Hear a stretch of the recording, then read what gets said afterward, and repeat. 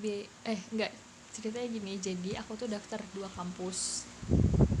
Nah, aku keterima di kampus yang pertama. Nah, tapi itu tuh kita belum dinyatakan lolos sebagai mahasiswa bidik misi. Jadi kita diharuskan bayar UKT, dan untuk saat itu UKT aku tuh sekitar 3 juta.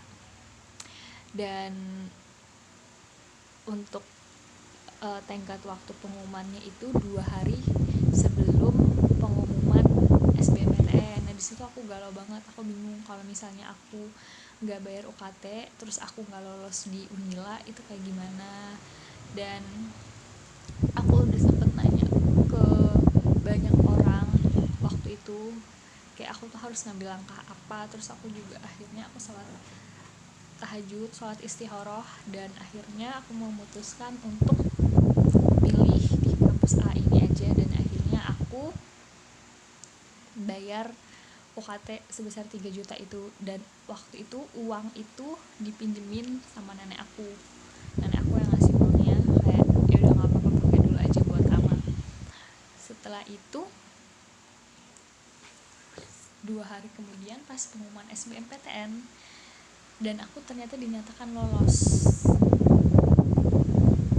Cuma aku dilema lagi, kayak banyak banget orang-orang yang nanyain gimana hasil SBMPTN-nya, lolos atau enggak. Terus aku jawab lolos. Semua orang yang aku tanya pada saat itu nyuruh aku buat ngambil yang di Unila. Tapi yang bikin aku dilema, kan aku udah bayar 3 juta di sini. Setelah melakukan banyak perdebatan dan banyak sekali hal yang bikin kepala aku cukup pusing, akhirnya aku memutuskan untuk merelakan uang yang sudah aku bayarkan, UKT sudah dibayarkan di kampus A tersebut. Akhirnya aku ambil yang di Unila. Sebenarnya jurusannya dari dua-duanya sama aja sih, ya cuma beda kampusnya doang. Dan alhamdulillahnya karena aku di Unila itu dapat bidik misi. Jadi ketika bidik misi yang pertama cair itu aku pakai buat ganti uang nenek aku.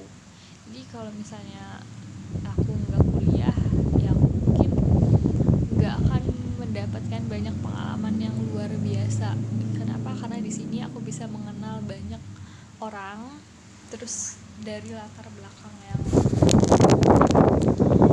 beda-beda.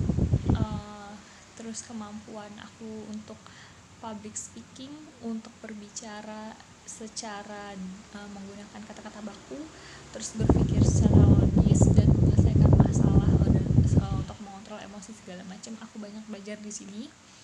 Kalau misalnya aku nggak kuliah, mungkin pola pikir aku masih sama seperti anak SMA sekitar 4 tahun lalu, yang dimana aku tuh masih childish, masih suka marah-marah, masih suka ngotot. Dan sekarang aku bisa lebih sabar, ya karena kuliah. Jadi emang benar, kayak ketika kamu kuliah, kamu akan bertemu berbagai macam orang. Tinggal kamu aja menentukan diri kamu, menentukan kamu mau jadi orang yang seperti apa.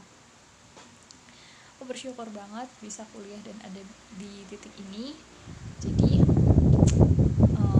apapun itu, aku akan terus berjuang supaya aku bisa jadi sarjana.